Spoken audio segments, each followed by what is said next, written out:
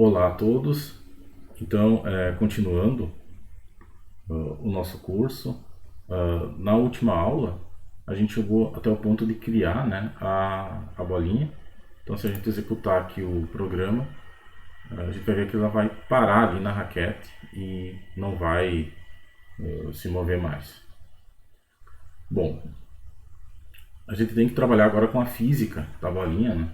Então, a primeira coisa que a gente precisa modificar aqui na física da bola, selecionando a bola, a gente tem as propriedades aqui do lado, é a gravidade. A gente não quer a gravidade. Então, em Gravity Scale, eu vou colocar 0. Bom, se eu executar novamente, ela vai ficar parada. Bom, o que define a velocidade da bolinha é a velocidade linear, que está aqui em linear e velocidade. Se eu colocar, por exemplo, x0, y 400, quer dizer que a velocidade está indo na direção vertical, né, com 400 pixels por segundo no y. Então, se eu executar, ela vai em direção à raquete, mas vai parar aqui. Ela vai parar ali porque não tem nada definido na física que ela vá fazer, né, esse kick, ou voltar. Tá? Essa questão, né, do quanto o objeto reage à física, se ele quica, se ele não quica, etc., é definido no material de física. Então, selecionando aqui a bola, aqui a gente tem Physics Material, que não tem nenhum. Ele é um resource que a gente vai criar. Então, a gente vai criar um novo material de física. E aí, quando a gente clica nesse material criado, né, ele tem aqui fricção, enquanto a gente pode deixar em 1 mesmo. Hoje poderia até tirar a fricção, colocar a fricção 0. E o bounce, que é outra propriedade importante que a gente vai utilizar. O bounce é quanto ela quica ou não. Aqui está em 0. Se eu colocar em 1, que é o máximo, aí ela vai quicar. Se eu executar novamente, vocês vão ver que ele vai quicar e vai ir para o infinito. Por quê? Porque a gente não tem uma parede aqui. Faltou a gente criar essa parede. A gente pode criar essa parede agora. Uma forma simples de fazer seria pegar uma das paredes, com a parede esquerda, por exemplo, e duplicar ela. Então, o botão direito, duplicate. E aí eu vou renomear para parede cima. Bom, agora que eu tenho essa parede, quero mudar ela. Uma forma simples de eu mudar, se eu mudar o resource, ele vai mudar todos ao mesmo tempo. Tá? Então, por exemplo, se eu vier aqui no Collision Shape, Rectangle Shape, esse resource é compartilhado entre as paredes. E aí se eu colocar 600 por 20, por exemplo, elas vão ficar assim. Todos vão mudar ao mesmo tempo. Eu poderia tornar esse recurso único, clicando aqui em Make Unique. Mas o que eu posso fazer é deixar 20 por 600, por exemplo, e vir aqui na parede de cima e girar ela 90 graus. Então eu clico aqui na parede de cima, venho aqui em Transform, Rotation Degrees e ponho 90 graus. Pronto, aí eu posso colocar ela aqui. E aí se eu executar novamente, a bolinha vai bater, ficar indo e voltando.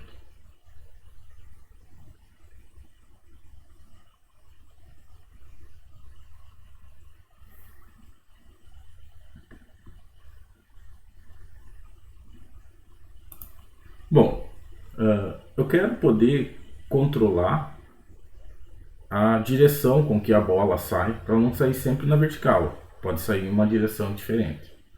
Tá? Para isso eu vou criar então um script na bola para começar a controlar essa questão. Então se eu clicar aqui na bola e adicionar um script, ele vai criar um script aqui, e agora eu vou poder fazer isso.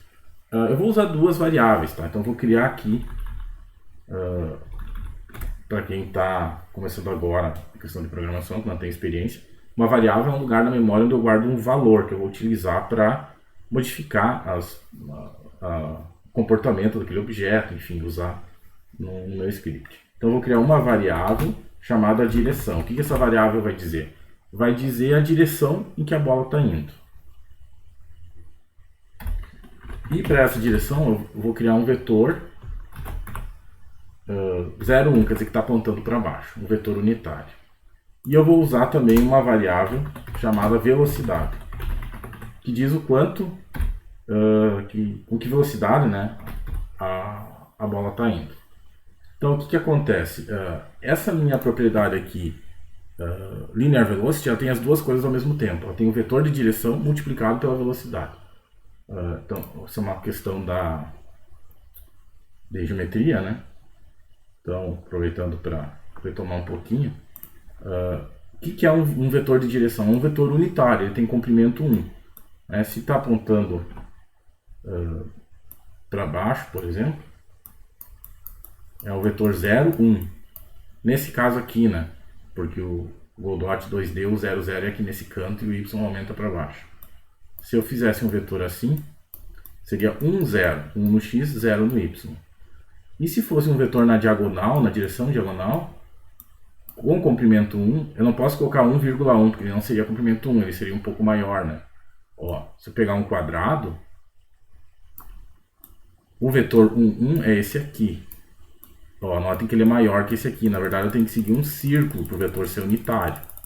Então, ele tem que ser menos. Então, vai ser, eu não lembro, acho que é 0,707, alguma coisa assim. É 0,707. Então, isso vai indicar para minha direção. E a velocidade eu vou multiplicar por um valor de velocidade. Por exemplo, 400 pixels por segundo. Se eu multiplicar esse aqui por 400, os dois elementos, ele vai virar um vetor 0,400. Bom, vamos fazer o seguinte. Vamos utilizar a função ready. Como eu já tinha explicado, a função ready ela é executada toda vez que o objeto entra no jogo, né? Toda vez que o objeto começa a fazer parte do jogo. E executa só uma vez no início. É uma inicialização. A gente quer inicializar a bolinha, então, para uma direção diferente. Então eu vou começar fazendo o seguinte, né? A gente tem a nossa direção, já está inicializada lá em cima, mas só por questão de clareza eu posso repetir aqui, não tem problema. Então, aqui ela está na direção 0,1, apontando para baixo, só que eu quero perturbar essa direção. Ou seja, eu quero fazer o seguinte. Tenho essa direção inicial, só que eu quero perturbar uma hora para cá, outra hora para lá. Então eu quero perturbar essa direção inicial aleatoriamente, porque cada vez eu quero que seja de uma forma diferente. Então eu vou rotacionar essa direção para lá ou para cá com um valor arbitrário. E quantos graus eu quero? Sei lá, se for uns 60 graus mais ou menos, né, alguma coisa assim. O que acontece é que a circunferência calculada no Godot, na maioria dos motores de jogos, software de matemática, ela é na verdade em radianos. 2π equivale a 360 graus. Então 60 graus, não vou colocar 60. Teria que converter aqui, né? Dá mais ou menos em torno de 1.0, alguma coisa assim, radiano, mais ou menos 1 radiano. É uma forma de eu inicializar, né, a direção de uma forma aleatória. Então, a primeira coisa que eu vou fazer é sortear um número. Como que eu sorteio um número? Primeiro eu tenho que usar um comando chamado randomize. O que o randomize faz? Ele inicializa a direção de números aleatórios. O computador ele não gera números verdadeiramente aleatórios, são pseudo-aleatórios. Por quê? Porque o computador ele é incapaz de fazer isso, qualquer computador. O que ele gera é uma sequência que vem de uma função matemática, que é previsível. Né? Mas eu quero que toda vez seja um pouco diferente essa sequência, para ser uma aparência maior de aleatoriedade. E o randomize ele inicializa com um fator externo, que pode ser o milésimo de segundo do momento que foi startado lá o programa. Isso é um fator externo que não é controlável, e ele usa isso para inicializar a função. E aí depois eu posso fazer sorteios que eu quiser. Eu só uso o randomize uma vez na execução do código. Para mim sortear um número, eu posso vou criar uma variável aqui chamada ang, que é o ang que vai perturbar, né, vai rotacionar aquele ângulo para a direita ou para a esquerda, para sempre mudar um pouco a direção da bola. E eu vou sortear um número. Vou usar randRange, né, que ele vai sorteio um número entre dois valores. Não só os dois valores, né? Qualquer número que esteja entre aqueles dois. Eu posso sortear de menos 1 a 1, porque eu quero... menos 1 seria rotacionar para a esquerda e mais 1 seria rotacionar para a direita. Então eu posso rotacionar ou para um lado ou para o outro de menos 1 até 1 radianos. Agora que eu tenho esse ângulo, eu vou pegar a minha direção e vou mudar ela. Então o que eu vou fazer? Eu vou pegar a minha direção e vou sobrescrever com uma nova direção. O que é essa nova direção? É a minha direção atual, que é o 0,1, só que rotacionado. Rotated. E agora eu coloco o meu ângulo, que eu acabei de calcular, o ang. Então eu vou rotacionar minha direção por esse ângulo e vou salvar ela na própria direção. Vou sobrescrever, vou atualizar o valor dela com a minha direção já rotacionada. E agora eu vou colocar essa informação no objeto, né, na bolinha, que é a propriedade dela, que é a velocidade linear, linear velocity. Então eu vou pegar linear velocity, como eu estou no script da bola, né, as propriedades que eu acesso aqui são as propriedades da bola. Tá? Então linear velocity vai ser a direção, onde eu estou indo multiplicado pela minha velocidade, que vale 400. Eu posso mudar esse valor, como eu mudei, depois a gente vai ver para fazer isso. E agora ele vai iniciar com uma velocidade de 400, mas a direção vai ser aleatória, conforme perturbado por esse ângulo. Vamos ver como é que fica. Ó, ali a bolinha escapou. Então dessa vez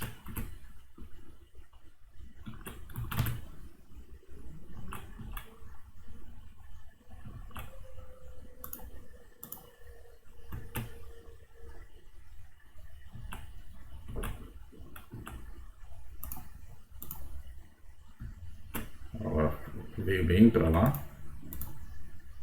Agora foi para o outro lado. Menos 1 até é muito, né? Pode ser menos... Vamos deixar assim, não tem problema. Bom, outra coisa que eu quero fazer no jogo é que quanto mais o tempo passe, mais rápido a bolinha vai seguir. Isso é uma coisa que eu quero fazer. Como que eu posso fazer isso? Eu posso fazer isso durante o funcionamento do jogo. Então aqui eu vou usar aquela função physicsProcess, physicsProcess, que calcula no frame de física, como a gente fez na raquete. E o que eu vou fazer? A cada tempo eu vou aumentando a velocidade da bolinha. Então eu vou fazer velocidade, vai ser igual a minha velocidade atual, mais o delta, né, que passou do último frame. A gente já falou sobre essa questão do delta, quando a gente fez o código aqui da raquete, vezes um fator, né? Sei lá, 10, por exemplo. Vou colocar um fator bem alto aqui, para vocês verem como ela vai aumentar rápido a velocidade. Aqui eu só aumentei a minha variável, né? Agora eu tenho que aplicar isso ao objeto. Então eu aumentei a minha velocidade. Agora eu tenho que descobrir para que direção a bolinha está indo nesse momento. Como que eu faço isso? A direção, essa variável direção aqui, é a direção inicial, né? Onde eu inicio, mas depois ela vai mudando de direção. Como que eu capto a direção? A propriedade linear velocity, ela tem essa propriedade aqui de direção. Só que ela está multiplicada pela velocidade, né? Eu teria que dividir pela velocidade para ter só a direção como vetor unitário. Isso, pessoal, existe um conceito chamado vetor normalizado. Então, quando eu tenho um vetor, como nesse caso que eu quero da direção, em que ele tem sempre comprimento 1, ele é um vetor normalizado. Né? Então, qualquer vetor de qualquer tamanho, se eu aplicar a operação de normalização, ele vai voltar a ter comprimento 1. E vai indicar, nesse caso, só a direção, que é o que eu quero, e não a velocidade que eu vou alterar. Eu quero descobrir qual é a direção atual da bolinha. Então eu posso fazer o seguinte, direção vai ser igual a linear velocity ponto normalized. Então eu normalizei o vetor, agora ele está com comprimento 1. Agora que ele está com comprimento 1, eu já tenho a minha nova velocidade, tenho a minha direção atualizada, conforme a direção atual da bolinha, e agora eu vou atualizar a velocidade linear. linear velocity vai ser igual a direção, que eu acabei de calcular para onde que ela está indo, multiplicado pela minha velocidade, que eu acabei de atualizar. Então, em todo frame ele vai fazer isso. No Godot, o ideal em objetos como o Rigid Body de física não é a gente interferir muito na velocidade a cada frame, porque isso pode algumas vezes prejudicar um pouco o cálculo que ele faz de física. Mas como esse é um jogo bastante simples, não há problema de no frame de física a gente ir subindo a velocidade. Tá? Mas o ideal é deixar o Godot calcular mais a física e não interferir muito. Tá? A gente poderia mudar esse cálculo também para toda vez que ele bate numa parede. Né? A gente pode até modificar isso depois no código. Mas o ideal não é fazer todo o frame, mas nesse caso, como um jogo é relativamente simples, não tem problema. Se eu quero mexer muito na física do objeto, às vezes vale mais a pena utilizar um Kinematic Body, como no caso da raquete, onde eu faço a minha física, digamos assim.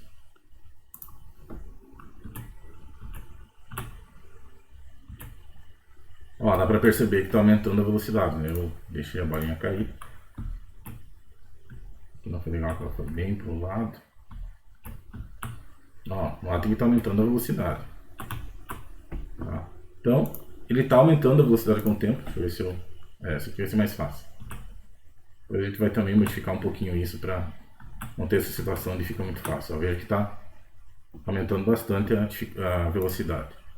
E a dificuldade, evidentemente. Só que aqui eu vou multiplicar por 10, então, e não por 100. Vou aumentar mais, um ritmo menor a velocidade. Só que vocês notaram que quando executo aqui, se eu deixo a bolinha cair, ela vai ao léu.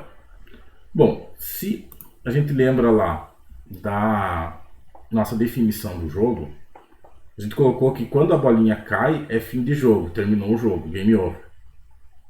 Então eu não vou reposicionar a bolinha e começar como se tivesse mais uma vida. Tá? Isso é uma definição lá e vamos tentar manter essa definição do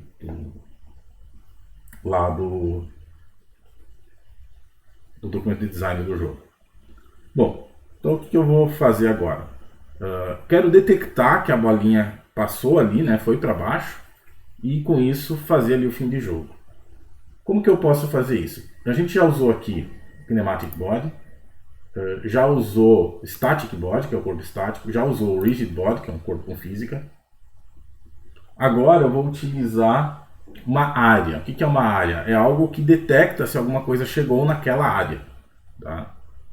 Simplesmente isso. Ele não é uma parede que vai bater e vai rebater, mas ele vai detectar que alguma coisa chegou naquela área. Então eu posso pegar aqui no jogo e adicionar uma área. Lembrando que eu seleciono primeiro o jogo, que vai ser filho do jogo. Bom, área 2D que eu quero, né? A área 3D eu não vou utilizar.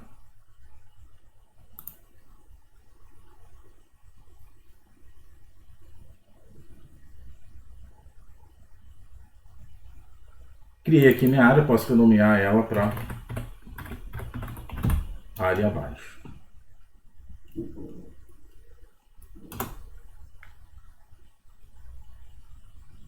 Ela precisa de uma forma de colisão, né? Um collision shape, como a gente já viu anteriormente.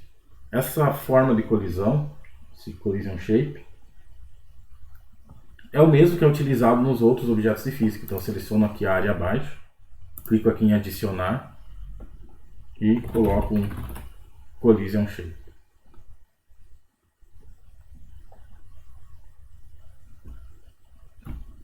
Collision shape. Ou já tem aqui, né, nos recentemente utilizados. Posso clicar aqui também. Criei o meu collision shape. Primeira coisa que eu vou fazer é colocar no cadeado para não bagunçar ele. E vou adicionar aqui uma área quadrada, retangular. E vou colocar aqui, sei lá, aqui pode ser 50. Não, aqui sei lá, 400 por 50. Pra gente ver como é que vai ficar. Vou colocar aqui embaixo.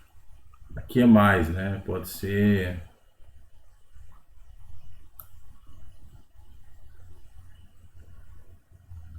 Pode ser...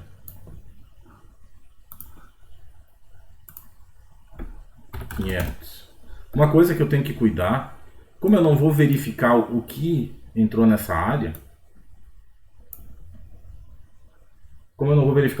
entrou nessa área, ele não vai fazer isso nesse projeto ainda, qualquer coisa que entrar nessa área ele vai detectar. Se ele tiver interseção com as paredes, isso já vai acionar o código que entrou alguma coisa na área. Então eu não posso ter interseção com as outras paredes para essa área aqui, tá? Então eu posso botar um pouquinho mais aqui, 550, não, 550 é muito, 510, vou deixar 505, pronto. Faz mal que fique um pequeno gap ali, não vai ter problema. Mas eu não posso ter interseção com as outras paredes. Tá? Agora que eu tenho a área aqui, o Odot tem que avisar que isso aconteceu. Ou seja, que vai ter um objeto, que no caso é a bola, que entrou na área para mim saber que o jogo acabou. Para isso eu vou utilizar algo chamado sinais. Tá? Signals, que são... Eles avisam que alguma coisa aconteceu e executam um código quando aquilo aconteceu. Então, se eu clicar aqui na área abaixo em Node, eu tenho aqui os sinais. Tem vários sinais, tá? O sinal que a gente quer é esse aqui, Body Entered. Por quê? Porque a bola é um body, porque é um rigid body. Então, se algum corpo, no caso é a bola, o único que vai poder entrar aqui, né? A raquete não vai entrar porque ela só tem movimento lateral. Então, se ela entrar, ele vai acionar esse evento e vai executar um código. Só que eu tenho que escolher aonde eu quero executar esse código. Para simplificar nesse projeto, a gente pode executar o código na própria bola, ou posso criar aqui um código na área, tanto faz. Acho que a gente poderia executar esse código na própria área mesmo, criar um código para ela. Mas quando eu der 2 cliques aqui, eu vou escolher onde que eu quero executar o código. Se eu executar aqui a área abaixo, eu não consigo, por quê? Porque ela não tem esse código para ela, para saber, né, que isso está acontecendo. Ou, né, eu posso criar um código aqui na área abaixo e eu poderia também, com opção, criar um script no jogo. Por quê? Esse é um ponto importante no design do jogo, saber aonde eu quero executar o código, aonde eu quero fazer um script. Como é uma coisa referente a todo o jogo, né, não é só uma questão da área ou da bola, é o jogo todo que é o fim de jogo, é mais interessante eu criar então um script para o jogo como um todo. Então eu vou clicar aqui no jogo, vou criar o script. Opa, não, botão errado. Esse aqui, né? Vou criar o script. Vai criar um script de jogo. Pronto, já tem um script para o jogo. Agora vou voltar na minha área abaixo e vou avisar o jogo que a bolinha entrou aqui. Então eu venho aqui em sinais, body entered. E agora eu vou selecionar o jogo. Eu quero que no script do jogo ele fique sabendo que ia acontecer um fim de jogo. Quando eu faço isso, ele automaticamente cria esse símbolozinho que diz que está conectado, esse sinal. Então, automaticamente vai executar essa função aqui quando uma área, um body, né, entrar naquela área, que significa que a bolinha entrou na área de baixo, então é o fim de jogo. O que eu vou fazer no fim de jogo? Por enquanto, pessoal, eu vou só pausar o jogo, tá? Depois a gente vai fazer aparecer um game over lá para a pessoa saber que o jogo acabou. E daí a gente poderia recarregar a cena depois de um tempo, tem várias coisas que daria para fazer. Mas por enquanto, vamos só pausar o jogo, só para saber que ele detectou e parou ali. A pessoa não pode mais jogar porque o jogo acabou. Para fazer isso, o comando para pausar é getTree. O que o comando getTree faz? Essa função, ele pega qual é a árvore do jogo, a árvore total do jogo. E a árvore total do jogo, ela tem uma propriedade chamada paused, para saber se está pausado ou não. E eu vou colocar verdadeiro em inglês, que é true. Então, se essa área aqui conectar, né, então vai executar esse código aqui no jogo, sinalizado aqui, que ele vai pegar a árvore do jogo e vai mandar pausar. Então vamos ver. Então até aqui eu estou jogando.